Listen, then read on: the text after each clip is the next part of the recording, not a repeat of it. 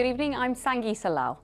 One man has been arrested on suspicion of murder and another is being questioned by police after a 16-year-old girl died in Treorchy last week. The family of Wen Jingzhu say she was a gentle soul. They're being supported by officers while they investigate what happened.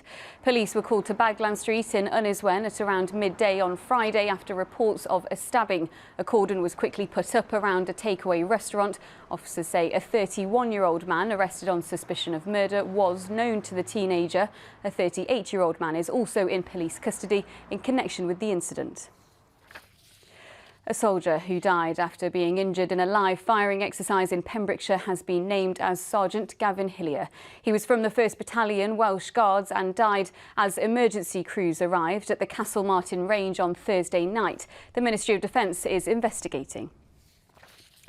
Patients and staff were evacuated from the Ysbyty Cymrondda earlier today after a fire on a residential ward. Crews were called to deal with the blaze in Tonopandi. Patients and staff at the hospital are believed to be safe following the incident. The Citizens Advice Bureau in Wales is urging EU nationals to contact them if they're unsure how to apply for a settlement scheme. It follows the First Minister's open letter reminding EU citizens about the deadline. But latest Home Office figures suggest there are still groups of people who may not be aware they need to. It's because people's circumstances are also individual that a really well-trained, skilled advisor like those that we have at Citizens Advice are really best placed to help you understand all of your rights and all of your entitlements. A new bridge has been installed in Swansea as part of the city centre's £1 billion regeneration scheme. The 150 metric tonnes Copper Bay Bridge was installed in the city centre overnight. Richard Morgan reports. Under cover of darkness, the latest bit of Swansea's landscape slots into place like a giant building block. The result, a brand new bridge bestriding one of the main roads into the city. I think what we've been trying to achieve is get Swansea to find its bay again, and especially if you're on Oxford Street in the city centre, you could kind of be anywhere. And so that's when you stand on Oxford Street now and you start to see for the first time the actual kind of arch coming out. It is a bit of a beacon that kind of is supposed to kind of draw you that way. If you do go that way, you'll reach Swansea's new indoor arena, built for 3,500 people, due to open in the autumn. The bridge itself said to represent a deconstructed swan, copper-coloured in a nod to the city's industrial past. Swansea, once described as a city of artists' impressions, but no more. A new bridge, a new arena connecting the city and the sea. A vision for a post-pandemic future.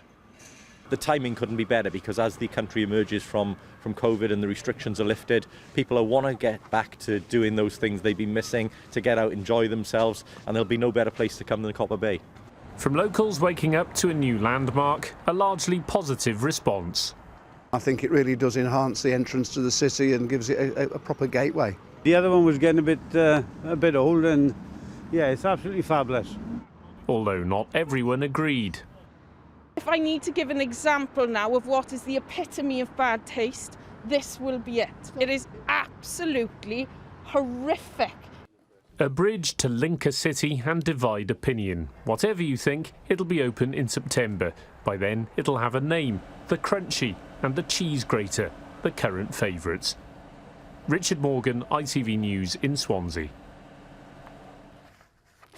To some sport now, and in rugby, the Pro 14, the Dragons came away with a win after beating Ospreys 31 points to their 20. The Dragons also secured themselves a bonus point after scoring 5 tries. And in football, in the National League, Wrexham drew 0-0 with Sutton United at last night's clash. Wrexham are currently 5th in the table. And now, after some sunshine this weekend, is it here to stay? Here's Helen with your forecast.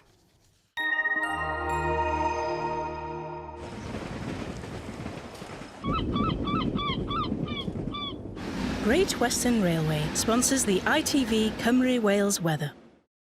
Hello again, a very good evening to you. Well, certainly a calm, quiet and at times sunny weekend, and we hold on to those conditions just a little longer, but through the coming week, change is coming. By midweek, much more unsettled fare out there, wet, windy weather making a return, all tied up with milder air, but it will be generally pretty fleeting cold again by next weekend.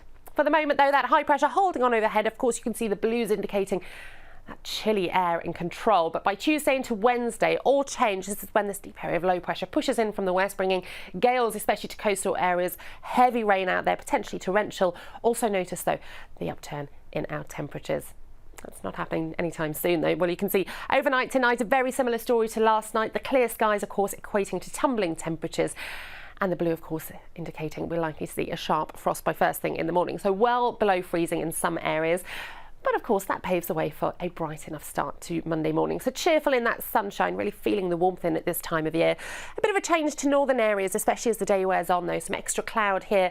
1 or 2 outbreaks of rain, light for the moment, though. And look at that, our temperatures heading up. Bye-bye. Great Western Railway sponsors the ITV Cymru Wales weather.